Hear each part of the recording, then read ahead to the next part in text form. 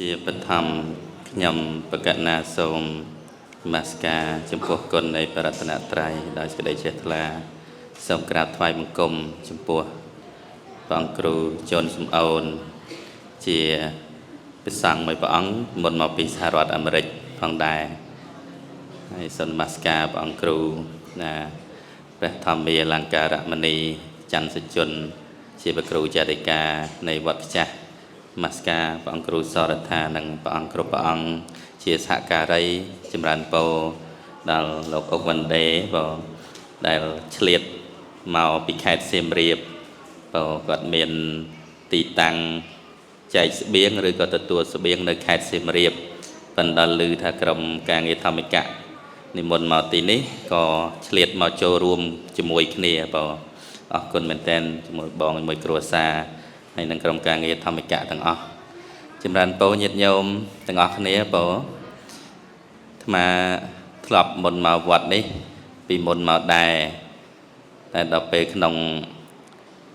សម័យដែល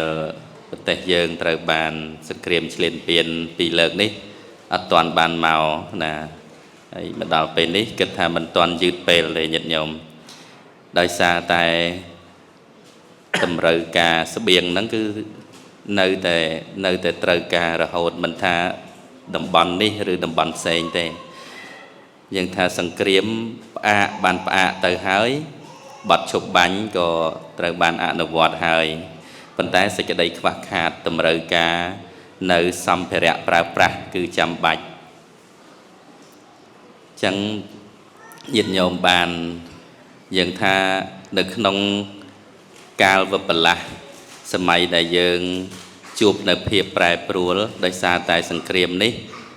វាជាគុណវិបត្តិមួយណាជាកាលវិបត្តិក៏បានដោយសារយើងត្រូវមកជួបនៅរឿងដែលមិនល្អរំខានដល់ការរស់នៅប្រកបអាជីវកម្មត្រូវឃ្លាតចាកអំពីផ្ទះប៉ុន្តែបើនិយាយអំពីសំណាងវិញមានសំណាងដែរនៅក្នុងនឹងព្រះអង្គគ្រូណាសំណាងត្រង់ថាបានវត្តអារាមដែលផ្ដល់ទីជំរកញាតិញោមសម័យមើលបើសិនបើញោមមិនមកស្នាក់នៅក្នុងវត្តទេមិនដឹងថាការស្នាក់នៅរបស់ញាតិញោមកន្លងមកនឹងជួបផលលំបាកយ៉ាងណាយ៉ាងណីទៅញាតិញោមអាចបានទទួលនៅធម្មធាតុបានទទួលនៅភាពកក់ក្ដៅមួយដែលប្លែកពីការស្នាក់នៅផ្ទះរបស់ជនសាមញ្ញនិងភាពកក់ក្ដៅដែលទទួលបានពីវត្តអារាមគឺវិសេសវិសាលមានហេតុផលជាច្រើនដែលនៅក្នុងនោះព្រះពុទ្ធសាសនាបានដើរតួនាទីយ៉ាងសំខាន់មិនត្រឹមតែជាទីកន្លែងបណ្ដុះបណ្ដាលនៅធនធានមនុស្សទេប៉ុន្តែក៏ជាជំរកដ៏សុខសាន្តជំរកដែលផ្ដល់នៅព្រហ្មវិហារធម៌យ៉ាងពិតប្រាកដដល់សព្វសត្វទាំងអស់ដែលត្រូវការទីពឹងដែលញាតិញោមត្រូវការនៅពេលនេះក្រៅអំពីទីពឹងផ្នែកសម្ភារៈគឺទីពឹងផ្លូវចិត្តដែលយើងពិបាកនឹងទៅស្វែងរកទីដទៃក្រៅអំពីវត្តអារាមផ្សារភ្ជាប់ទៅនឹង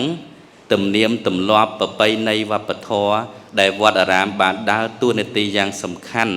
រាប់ពាន់ឆ្នាំមកហើយមកដល់បច្ចុប្បន្នកាលនេះក៏វត្តអារាមទាំងអស់នៅតែដើរតួនាទីយ៉ាងសំខាន់នៅក្នុងការអភិវឌ្ឍសង្គមជាតិយើង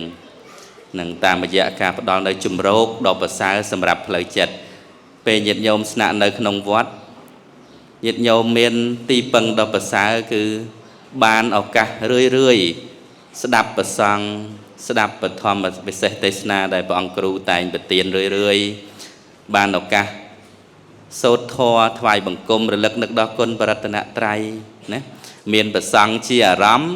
មានពពុទ្ធជាអារម្មណ៍មានពធជាទីពឹងនេះគឺជាសំណាងដែលអាត្មាចង់និយាយថាសំណាងមិនមែននៅក្នុងរឿងដែលយើងត្រូវជួបសង្គ្រាមហ្នឹងទេប៉ុន្តែសំណាងត្រង់ដែលយើងបានមកស្នាក់នៅវត្តហើយលោកអត់មានឆាចអត់មានគិតថ្លៃទេញាតិញោមណាស្នាក់នៅដោយមិនចំណាយអ្វីទាំងអស់ទឹកភ្លើងអាហារស្បៀងជាពិសេសគឺផ្លូវចិត្តនឹងតែម្ដងញាតិញោមរស់នៅស្នាក់នៅទាំងមិនមានការផិតភ័យដោយការទាថ្លៃស្នាក់នៅឬដោយការនិយាយរិះគន់ញោមនេះ ចរិតចេះចរិតចោះបរិភោគឲ្យចោលសម្រាមធ្វើឲ្យកន្លែងហ្នឹងអត់អនាម័យកក្រិចវត្តលោកអត់ល្អផងតែបើញាតិញោមស្នាក់នៅផ្ទះគេប្រហែលជាខ្លាចចិត្តគេច្រើនជាងនៅវត្តទៀតមែនទេញាតិញោមមែនទេបើស្នាក់នៅផ្ទះมันមានអារម្មណ៍សនុកដូចនៅវត្តចឹងទេដូច្នេះអាត្មាថាញាតិញោមសំណាងត្រង់ដែរបានស្នាក់នៅវត្តហើយកាន់តែសំណាងមួយទៀតហ្នឹងគឺវត្តដែលមានការគិតគូររឿងវិស័យអប់រំនឹងសំខាន់ណាញាតិញោមសម័យមើលញាតិញោមចាស់មិនជាត្រូវការទៅសាលារៀនទេប៉ុន្តែកូនចៅញាតិញោមក្មេងៗដែលកំពុងតែចូលសាលារៀនសុកស្រាប់តែត្រូវរត់គេចចោលសាលារត់ចោលសាលារត់ចោលផ្ទះតែកតាបសភៅបិចហ្នឹងមិនបានមកតាមខ្លួនផងអត់មានបានព្រៀងទុកទេចឹងហើយសំណាងនេះមកដល់វត្តដែលផ្ដល់ការអប់រំដែលគិតគូររឿងវិស័យអប់រំគឺជារឿងសំខាន់មែនទែនជាសំណាងជាលៀបក្នុងគ្រោះពេលដែលញាតិញោមបានមកស្នាក់នៅទីនេះកូនចៅញាតិញោមក៏ទទួលបានឱកាសអប់រំណាហើយព្រះអង្គគ្រូចាតិកានិងគណៈកម្មការវត្តអាជ្ញាធរក្នុងតំបន់ក៏មានភាពឆ្លៀសវៃនៅក្នុងការផ្ដល់ឱកាសដែលយើងមកភាសាហើយប៉ុន្តែមានឱកាសបានសិក្សារៀនសូត្រមានសភៅអានមានស្បៀងមានអាហារូបត្ថម្ភគ្រប់គ្រាន់នេះឯងគឺជាគុណប្រយោជន៍សារៈសំខាន់នៃវត្តអារាមដែលបានដើរតួនាទីយ៉ាងសំខាន់នៅក្នុងការអភិវឌ្ឍសង្គមជាតិយើងខ្ញុំកណ្ដាអាត្មាមិននិយាយអីច្រើនទេទុកឱកាសជូនលោកអុកវណ្ដេក៏ដូចជាបាសកាហ៊ូស៊ីពេចបន្ថែមទៅលើគណៈខ្លឹមសារផ្សេងដែលពួកគាត់ជាសកម្មជនមានន័យថាមនុស្សដែលមានភាពសកម្មនៅក្នុងការបណ្ដុះបណ្ដាលនៅវិស័យអប់រំបណ្ដុះបណ្ដាលកុមារដើម្បីទទួលបាននៅស្មារតីស្មារតីស្រឡាញ់ការសិក្សាស្មារតីស្នេហាជាតិមាតុភូមិហើយខ្ញុំគណៈអាត្មាមែនតែនទៅមិនមែនសប្តាហ៍ថ្ងៃមិនមែននៅប្រទេសកម្ពុជាទេគឺមកពីឆ្ងាយណាដោយលោកគ្រូពីខាងរដ្ឋកាលីហ្វ័រញ៉ាហើយអាត្មាមកតាំងពីរដ្ឋហាវ៉ៃមិនចិត្តទេញាតិញោមណាប៉ុន្តែដោយចំពេលដែលស្រុកយើងមានគេហៅថាមានភ័យអាសន្នអន់ក្រដូច្នេះហើយក៏ឆ្លៀតឱកាសនៅក្នុងការចូលរួមជួយទៅតាមលទ្ធភាពដែលអាចធ្វើទៅបានសម្ភារៈទាំងអស់នេះក៏បានមកអំពីសប្បុរសជនផ្សេងមិនមែនជាថវិកាអាត្មាទាំងអស់ទេប៉ុន្តែពួកគាត់នៅក្រៅប្រទេសក៏គាត់មានទឹកចិត្តនៅក្នុងការចូលរួមអាណិតអាសូរដល់បងប្អូនខ្មែរយើងដែលត្រូវមកជួបរឿងបែបនេះអញ្ចឹងមានតែការលើកទឹកចិត្តជួយគ្រប់គ្រងគ្នាទាំងផ្នែកសម្ភារៈទាំងផ្នែកស្មារតីទាំងផ្នែកទឹកចិត្តគឺគ្រប់វិស័យទាំងអស់ហើយព្រះសង្ឃយើងក៏ចូលរួមទៅតាមជំនាញទៅតាមផ្នែករបស់ព្រះសង្ឃជាពិសេសហ្នឹងគឺការផ្ដល់នៅធម្មទានលើកទឹកចិត្តមកដឹងថានៅក្នុងអារម្មណ៍របស់ប្រជាពលរដ្ឋបងប្អូនយើងមិនទាន់បាត់នៅការផិតភ័យនៅឡើយទេ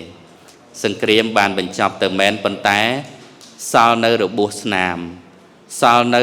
ភាពភ័យខ្លាចនៅក្នុងចិត្តញាតិញោមមិនមែនត្រឹមតែជួបអារម្មណ៍បែបនេះលើកទី1ទេសង្គ្រាមកើតឡើងញឹកញាប់ហើយជាពិសេសញាតិញោមដែលឆ្លងកាត់សម័យប៉ុលពតធ្លាប់រត់គេចគ្រាប់រត់ភៀសខ្លួនពីកន្លែងមួយទៅកន្លែងមួយគឺយើងមានការដក់ជាប់នៅអារម្មណ៍នៃភាពភ័យខ្លាចភាសាអង់គ្លេសហៅ trauma ដោយញាតិញោមដែលគាត់គេចខ្លួនទៅនៅក្រៅប្រទេសនៅសហរដ្ឋអាមេរិកគឺគាត់នៅមានភាពភ័យខ្លាចបែបហ្នឹងដែលលោកហៅថារោគ trauma ហ្នឹងគឺវានៅតែតាមលងបន្លាចធ្វើឲ្យគាត់នៅមានភាពភ័យខ្លាចអញ្ចឹងតាមរយៈការសិក្សាស្រាវជ្រាវទាំងផ្នែកវិទ្យាសាស្ត្រទាំងផ្នែកចិត្តសាស្ត្រក្តីគេរកឃើញថាធម៌របស់ព្រះសម្មាសម្ពុទ្ធដូចជាសមាធិជាដើមគឺបានជួយជាខ្លាំងចំពោះអ្នកដែលមានសេចក្តីភ័យខ្លាចនៅក្នុងចិត្តអញ្ចឹងនៅក្នុងឱកាសវេលានេះញាតិញោមមានឱកាសនៅក្នុងការស្នាក់នៅវត្តហើយក៏បង្អោនចិត្តសប្បាយរីករាយជាមួយនឹងការស្នាក់នៅក្នុងវត្តនេះបើទោះជាមានជួបភាពលំបាកដោយប្រការណាវាមិនដូចនៅផ្ទះយើងមែនប៉ុន្តែយើងប្រែក្លាយឱកាសដែលបានមកនៅវត្តនេះឲ្យទៅជាការបំពេញបុណ្យសម្រាប់ខ្លួនឯងឲ្យទៅជាការ ស្វែងរកនៅទីពឹងសម្រាប់យើងរៀងខ្លួនទីពឹងដែលអាត្មាបានលើកពីខាងដើមហ្នឹងគឺយកពុទ្ធពធប្រសង្ឃជាទីពឹងពេលខ្លះញាតិញោមនៅផ្ទះរវល់ពេកអត់បានបង្អោនចិត្តតាំងចេតនារឿយទៅក្នុងគុណរបស់បរតនត្រ័យឯងប៉ុន្តែពេលនេះញាតិញោមនៅក្នុងវត្តឮធម៌ចាក់ញឹកញាប់រៀងរាល់ថ្ងៃមានឱកាសស្ដាប់ព្រះអង្គគ្រូសម្ដែងពធមានឱកាសបានចូលរួមសូត្រធម៌ថ្វាយបង្គំព្រះជាមួយលោកមានឱកាសបោសសម្អាតទីធ្លាវត្តអារាមមានឱកាសបម្រើប្រសង់មានឱកាសយកអាសាឈឺឆ្អាលអ្នកនៅជាមួយគ្នាណាចេះដឹងសុខទុក្ខគ្នាចេះឈឺឆ្អាលយកចិត្តទុកដាក់ជួយបម្រើគ្នាទៅវិញទៅមកទាំងអស់នេះគឺជាបុណ្យកុសលទាំងអស់គឺជាបុណ្យកុសលបានទាំងធ្វើបុណ្យហើយបានទាំងផ្ដល់នៅទីពឹងឲ្យខ្លួនឯងតាមរយៈការរលឹកនៅបរតនត្រ័យចឹងអាត្មាចូលរួមប៉ុណ្ណេះសូមជូនពរដល់បងប្អូនកូនក្មួយយើងទាំងអស់ដែលមានវត្តមាននៅក្នុងវត្តចាស់នេះទាំងអស់នេះក៏សូមឲ្យបានទទួលនៅសេចក្តីសុខទាំងផ្លូវកាយជាពិសេសទាំងផ្លូវចិត្តសូមឲ្យផ្លូវចិត្តរបស់ញាតិញោមនេះមានភាពកក់ក្ដៅដោយអំណាចនៃទីពឹងនៅក្នុងគុណរបស់បរតនត្រ័យសូមឲ្យអំណាចនៃធម្មទាននិងអមិសទានរបស់ព្រះសង្ឃគ្រប់ព្រះអង្គដែលនៅក្នុងគង់នៅទីនេះក្តីនៅក្នុងវត្តនេះក្តីសូមឲ្យជាបច្ច័យនាំមកនៅសេចក្តីសុខសិរីសួស្តីសុភមង្គលសន្តិភាពកើតមានដល់ប្រជាពលរដ្ឋខ្មែរយើងគ្រប់ទិសទីទាំងអស់កំបីគ្លៀងคล้ายទៅជាបការៈដតីឡើយសូមអនុមោទនា